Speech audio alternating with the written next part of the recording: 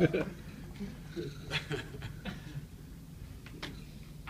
right, I'll start. Chris said that you guys don't know you're doing a quarterback yet. It seemed that once Gio went in, you guys really were basically running a different offense. You know, a lot of things that you do with Art weren't in there. So in terms of the offensive identity that you guys have talked about, I mean, is there any concern that if you're doing something completely different with a guy who's not going to be here after this game, that you're kind of rolling back on that? Well, it's not as different as you might think, because I remember back when, not to always go back, but I mean, when we had like Teal and Lovelace playing, or Natali or whatever, I would always be worried about with when Flood was coaching the line, like, are we putting in a whole new offense? But it's all the same blocking schemes. It's really the same run scheme. Sometimes you just, whether you read the end on the backside or whether you book them or you count from them another way. So, I think we've kind of, last 4 or 5 games been more of a hard-nosed kind of run the football team. That's our strength. Our 3 backs have been our strength, the whole year. They've been the most productive guys. They've been the most consistent guys. So they're the guys you try to get the ball to. And I know we can use Raheem. Obviously, we'll start, try a little more in the pass game. But the idea, I think, will still be the same, regardless of if one guy's treating it differently on the backside to read an end or not. The run schemes are very similar. And the idea is that, now, they have to be first in the country in run defense, so it's not exactly going to be a walkthrough up there in terms of trying to run the ball. But I mean, obviously, I think you've seen the last handful of weeks, we talked about it last week, but we didn't have any pass game to match it, so we don't score. But I mean, we try to at least establish those guys as our bell cows and try to get everything done that we can with them. So it didn't change a ton. We actually changed a couple terms, in terms with Gio when he was in there, in terms of how we were treating, the backside of some of the plays. But everybody else was kind of doing the same thing. And so, it didn't require a whole lot of changes on offense, other than asking him, hey, what are you really comfortable with in the pass game? Because he doesn't get a whole lot of reps, if any, at all during the week. And, there's certain things in there that he may not have rep, maybe special for the game. Or I just wanted to know from him, what do you not want? If you evaluate the offense, how difficult has it been to transition with another new offense for the players? 9, 10 offensive schemes, and then moving forward, how important is it that they get another, some consistency with the offense for the first time in a decade? I think it has been hard. There's no. I think I've said this before. No frame of reference at times for guys to say, hey, remember when we did this? Let's go back to that. But hey, just line up here and run a spray curl here, and then the guys look at you like, I mean, there's no. Maybe it's even been something we've been doing since March, and/or it's kind of in since March, but this guy hasn't done it because now he's playing a different position, and there's just not a. It takes so much time to kind of get a base offense of what you kind of want to hang your hat on, and then it changed a little bit. Like I've said here, but through the spring and in camp, there's certain things I thought we were going to really hang our hat on. And once the game started, it was not what we're going to hang our hat on. And so now you're morphing that. At the same time, you go, well, this was kind of our bedrock. I thought we were going to be able to do some of these play actions, and I thought the ball was going to go down the field. And I thought, well, we didn't hit them. And so we had to pull back on some of that and become more of a run-oriented team. And then the run schemes you can't just have, you have to kind of add a little bit to the run scheme. In that way, we've been tossing outside some more. We've been pulling guards some more, something we hadn't done early in the year. So it was another offense to put in, and then it didn't seem to be working, not totally, but it needed adjustments. So now all of a sudden you're doing the adjustments to something that hadn't even been established. And so, it's been hard. And the one thing I thought all along, what I said to Chris before is, when you don't have 15 bowl practices, that's a whole spring, and that goes on for now 4 years. That hurts. I mean, that's because usually you take the first half of those practices and get your young guys ready. The vets have played 12 games, they're all beat up, and they come in condition, maybe an hour, you send them out, and you practice hard with your young. Now for us, they're all playing, but and then you get down to business on the game. It's another game together and all that. Well, you miss that for 4 years. then you add on putting in another new system in January, February, March. I think fundamentals really suffer a lot because, you know, there's only so much, you know, catching the ball is catching the ball, releases, you know, blocking schemes, they're all kind of similar. But when guys are burdened with knowing what to do and, you know, new formation names and motions and shifts and all this stuff is going in, a lot of times the fundamental part and the easy, the stuff you take for granted in your job, they're last. You know what I mean? Like the guys, if I'm a Z receiver, I'm worried about, I got to line up here, it's here, what's the split? Okay, now the ball snapped, I got the right route, I turn around with the ball. You know what I mean? It's like almost the last thing that they think of. So I think, and you have to spend so much time on scheme through the spring, you know, the fundamentals suffer. So I think at least now there's a lot of guys that are comfortable with what our base fundamental offense is, and now you can build on it, morph it to the personnel a little more. It's kind of what we've been doing during the year, but they can get down to business on worrying about the fundamentals of their job a little more than just the X's and O's of it, if that makes sense. John, you're the third coordinator in 3 years to sort of tackle the problem of getting this passing offense going. I mean, still the numbers aren't there. Is there confidence that going next year that something's going to change, that this and what would that be? What would you tell a fan who's watching this to say, all right, this is why this is going to get better? I think a couple things.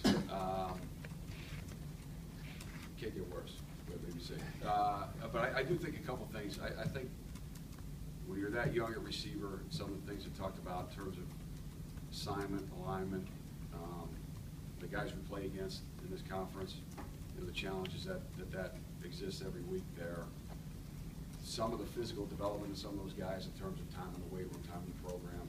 I think the three freshmen that we have a lot of talent, and for one reason or the other, just hadn't been able to play this year. A couple of them injury-wise, just couldn't. You know, we had Jalen in there the other day, just as his fourth game, and I mean, but I think those guys are talented. I think they're guys that should help us. You know, I never look at it. Any freshman coming in should redshirt in my mind at receiver. They're coming to play, so that was a little bit disappointing in it, but not necessarily in their control. But that they didn't play. I think those guys are the guys that have a chance to be really good. I think the young tight ends, that's a hard job, and I think neither one of them is. You know, when you look at Travis, Nakia's gone miles ahead of where I thought he was going to go. But he's a little bit more run oriented, but he has got good hands. He just hadn't had opportunities. I think that with Vokalek and Robinson, I think those are two guys that have the potential to be really dynamic players. You know, Davon gets one the other day. He tries to one hand. It's just he hasn't had enough experience, and we've asked him to do a lot of things to block and all that stuff, which is probably not up his alley just yet at 225. But he's done it all. I think he could be really good. I think Travis, you guys have seen flashes of him in the spring. I think he needs to be better too. But he still hasn't grown into that frame that he put on all that weight. But you see him out there, a lot of times he's falling down. I think the core strength isn't quite there yet. So, I mean, that's a lot of stuff. But really, at some point, you need at least one or two guys you can hang your hat on and know. Like right now, it's Raheem in the run and it's Raheem in the pass. Like anything we throw to Raheem, the guy is, somehow he's always open and somehow he catches it. I don't know if you can say that about, you know, any of these other guys. I thought Jerome was a guy that was turning into that, was going to be that, one of those guys this year. And obviously that, you know, injury-wise didn't happen. So that would be what I would say. In the end, you've got to put these guys out there. I mean, you scheme up, you whatever, and at some point, the defense figures out, okay, they're going to have to pick to get everybody open, or they can't get off press, or they can't, whatever your shortcomings are, you can mask them for a little bit, and once they figure it out, you have to overcome them. At some point, you know, personnel-wise, I think we'll be better. And I think experience-wise for the quarterback, and I think competition for the quarterback, you know, as you kind of build it in that room, would help too. I mean, you can't, but I do think, you know, I keep going back to, you know, with Art, and it's a fact. I mean, the guy played half a high school season as a throwing quarterback. He got thrown into playing in the Big Ten, and you know, the learning on the job. You know, it comes back. You know, this week, the number one thing in the impulse throws, they can wreck the game. And you know, you talk about one mini, you know, one, it's not as a major mistake, where if the ball goes 4 yards that way, okay, it's a bad deal, but it's, you get away with it. When you don't get away with them, you know, you realize the consequences of them awfully fast. So it's a long answer to, it's probably even a longer explanation if you really got into the whole thing. But I do think there's help on the way, I guess you could say. I think we have to improve, and you know, we're going to keep at it and look at everything from scheme to personnel to whatever we have to do to fix it. Just to follow up on one thing you said, would you like to add a quarterback grad transfer? No, well, I'm just saying in general, something's going to, I know you can't talk about recruiting, whatever, something's, I think there needs to be, I think there will be more competition in there. I think there has to be. I think anytime you're not getting pushed or you don't, and I'm not saying Gio, I'm not saying these guys didn't push him this year or whatever, but I'm just saying, I think, you know, Gio obviously is leaving, and whether John ends up staying the tight end or however that ends up going, we need to have more, there needs to be more competition and more guys in that room kind of battling each other. You know, they need to not have to, you know, work against each other, but there needs to be a feeling of, okay, you know, I think that's healthy at every position. I'll take two more questions.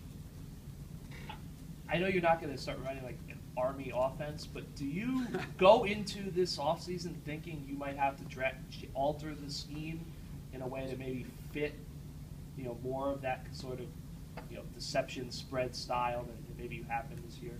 Yeah, I do think it's, you know, it's different, and it all depends, again, it depends on, you know, personnel across the board, by everybody, you know, and what fits. But obviously, you know, with what we're doing now, if you're, you know, there's a couple of things. If you're not running the quarterback and you're not hitting anything down the field, you're just not gonna get in the end zone. So that, you know, I think lately we've been trying to do more things, obviously the three-back stuff and moving guys around to try to just get some people out of place, to hit some things. I don't know if we would go quite, you know, that extreme in terms of, you know, you're going to go run the ball 60 times a game. I think the emphasis is going to be on figuring out. We have to. I mean, you can't exist. I don't think in this count. Now I know, you know, Maryland's been. You know, some of those teams have done some things to spread out and just be. What, you know, I don't know what the percentage of run is. I think it's awfully high. They have some good guys doing it, but to me, you have to. The pass game is the #1 deal. It has to get better. I don't think we're just going to give up on it and say, okay, guys, we're going to become Army or Navy. I think it's, I don't think that's the wise way to go. I think we're still, you know, it's funny because like Natolo comes in my office like 10 times a day about different things, and you know, you watch those other things, like they're all running the same place. We run. He's like, I watch the Chargers. They ran this, they ran this, they ran this. And he's like, the Giants yesterday ran the same thing we ran that got picked. Odell was open by 20 yards. I'm like, yeah, I know. We're not. You know, that's not. You know, so. You know, so I think at some point we can get there, but we're not there yet. So You talked about a lot of positions. The offensive line, how concerned are you about that unit moving forward? I thought they've been playing really well, you know, since, you know, when Indiana or wherever it was. I thought the other day we didn't play well up front. I mean, we just didn't. And they you know, we knew going in, they're a good front. They're young, but they move a lot, you know, and we talked about it here on Monday before the game, I think, that, you know, they move a lot and they present a lot of challenges up front. I don't think we reacted well. I thought the backs did a great job of earning all the yards they got. That was disappointing the other day because I thought we were moving in the right direction. You know, you get to this point in the season, there's some guys that are banged up and are kind of hanging in there. Tariq goes out of the game, and you know, we're shuffling guys around in terms of he even had to play a bunch of snaps at guard. I mean, we were scrambling, but you know, when you're going to lose your starting left tackle for sure, you know, that's concerning. You know, in terms of regardless of who you have sort of in the hopper to go in there and play, that's a big concern. I think these 4 games of getting, you know, Reggie Sutton ended up playing 30-some plays the other day, and he'll play again this week. I think that he shows a lot of promise to be able to be a guy to go in there and help us. But you know, right out the gate to say you're losing your left tackle, that's cause for concern. And if you say it's been up and down, that's cause for concern too, because, you know, again, it's another position. You like to have more competition. You like to not just say, okay, from left guard over, everybody's coming back, you guys are good. No, we just find a left tackle. I think we got to have, we'd like to have 10, 11 guys battling out legitimately for the 5 starting spots. So, again, that goes to recruiting and weight room and development, a lot of the factors that go into that. And, you know, do we have legit too deep going into the spring? I don't know. You know, we'll see how they go through winter conditioning, where they are physically. I hope we do, but right out the gate, you got to replace your left tackle. That's a concern. Thanks, Coach. Okay. Thanks, John. Thank you.